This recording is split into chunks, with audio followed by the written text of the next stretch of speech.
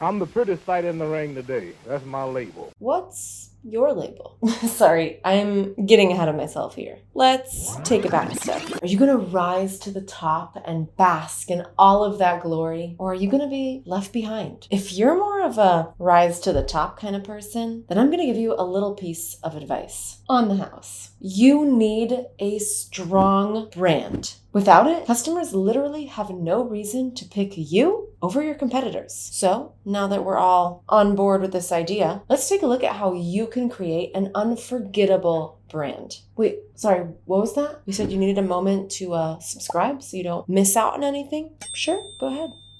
Let's get to it. How do you create a recognizable brand from scratch? First things first, establish your brand's roots. You need a strong foundation for your brand. Otherwise, you're just gonna topple right on over. If you're gonna build a brand that appeals to your audience, girl, you need to know your audience. Once you know who is interested in what you got, you can start to create marketing messages that appeal to that specific customer group. I got 2 words for you: buyer persona. This is your new imaginary best friend or imaginary customer, and they're going to represent a much wider group of your customer base. Our persona will be Steph Myers. She's a 26-year-old yoga instructor and accountant who will ask you about your zodiac sign, loves nature, loves an iced coffee with oat milk, and loves some healing crystals, but also isn't willing to shell out $50 for a fancy rock. Her goal? Fill her house with stylish pieces and good energy on a budget. Understanding these kinds of details about your customers will help you make brand decisions that those customers will be happy with. For example, Steph loves a good boho macrame wall hanging. Good to know. Next, you need to define your unique selling proposition, or USP, if you will. Once you have a basic understanding of your customer base, you need to figure out what unique selling proposition is going to cater to them. This is the reason that a customer will pick you instead of your competitors. Check out the e-commerce brand Robinhood. Right there, smack on the front page, they have their USP front and center: healthier pet food. They're catering to customers who are worried about their pet's health and offering them a solution. They figured out the common pain point in their customer base, and they're here to help. Keep that in mind when tackling your own brand. What are your customers missing? What do they need? And how can you specifically help them? Next, you're going to need to go ahead and decide on your brand's persona and values. What do you stand for? And how do you plan on showcasing those values? Just one glance at the e-commerce brand 4Ocean and you know exactly what they stand for. They're here to end the ocean plastic crisis. They also make sure to give their customers a detailed description of what they do and how they do it. In your own business, your mission statement, persona, and values give you an opportunity to show what you stand for and connect to your customers. Make it really clear what you stand for. Share your brand's story. Support causes that relate to your mission. And use videos when you can, because people tend to relate more to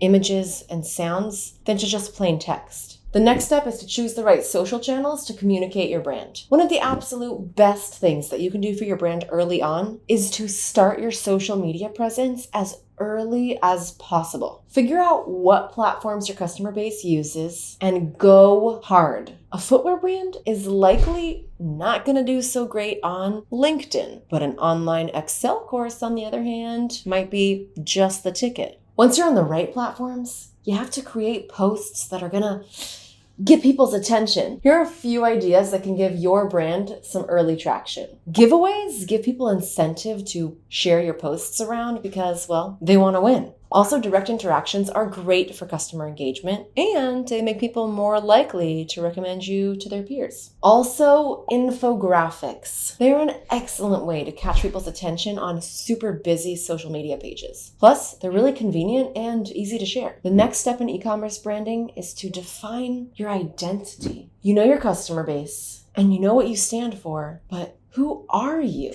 What is your brand's personality, your voice, your appearance, your attitude. Figuring out your voice is crucial because that is how you're going to interact with your customers. Your voice will accompany your customer every step of the way, from initial interest until the checkout page. That's why consistency is key here, folks. Your brand tone and voice need to stay the same across every channel. Look at the self-care brand Native. They have a super unique tone that steers away from that stuffy textbook jargon and maintains a fun, outdoorsy, chill vibe. Their newest product line focuses on the idea of vacation and is loaded with copy along those lines. Welcome to paradise. Words like summer and refreshment also help maintain that tone and reinforce the idea of vacation. So, how do you keep your brand's voice consistent? Create a brand voice template. This guideline should include things like specific vocabulary, what phrases to avoid, and guidelines on tone of voice when addressing customers. The idea is that you can go back to the template at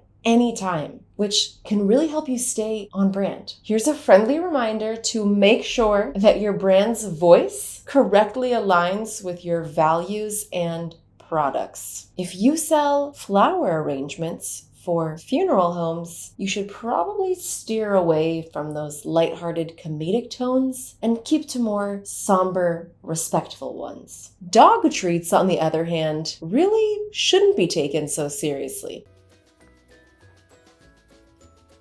You know, like I've said, be consistent. Anyone involved in customer-facing activities should all be trained with the brand voice template. So, we know what you sound like, but what do you look like? What is the first thing customer is going to notice about your brand? It's not going to be the logo or the discount or the featured product. The first thing that's going to register are the colors. This is the very first impression that your customer is going to get, which is why your color palette should be a carefully planned out decision. Think of the classic McDonald's yellow and red. I'm going to tell you this now. These colors were not chosen by coincidence. Not only are they very easy to spot from far away, red is also a color that gets the blood pumping, appetite increasing, and kind of makes us want to go ahead and make an impulse purchase. So yeah, it was very thought out. The brand Heights, on the other hand, chose to go with more soothing tones of blue and green. Blue is all about focus, success, trustworthiness, while green reinforces ideas of natural, healthy,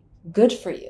When choosing colors for your brand, make sure that those colors incite the kind of emotions in your customers that will make them want to stick around and eventually purchase. Coolers is a great place to go if you need help designing your own unique color palette, just like this one. We'll go ahead and link that for you below. With everything from color, value, and voice ready to go, it's time to show that cute face of yours. This is your brand's name and logo. Listen, a logo is not something that you usually come up with overnight. You're gonna need to think about it, brainstorm. Does your logo represent what your brand stands for? Apple uses a simple logo that represents both the accessibility and the streamlined design of its products. Amazon, that A to Z arrow tells you you can get anything from A to Z on their store. Once you do have an idea ready to go, it's best to turn to the professionals to put it on paper. You can always hire a designer on Upwork or Fiverr. If you don't have the budget and you still want to do it yourself, Canva has a great free tool that can help you get started. The last steps of creating a successful brand is using what you've built up and nurturing it over time. Good branding practices plus time equals a successful brand. Once you've set up your brand, be consistent. Once people have come to know and love your brand for what it is, they're probably going to feel pretty betrayed if you go against that message. Another thing to keep in mind is how are you going to incentivize long-term brand loyalty? Build a community and reward your customers for going the extra mile. Also, go ahead and give them a gosh darn reason to stick around, just like Evie's Tree did with their loyalty program. And last but not least, keep with the times, man. You need to adapt to your brand and always try and stay ahead of the industry curve. Customers don't want to hang around with a brand that feels outdated. The best brands will analyze the competition and know how to implement changes in order to stay one step ahead of the game. Just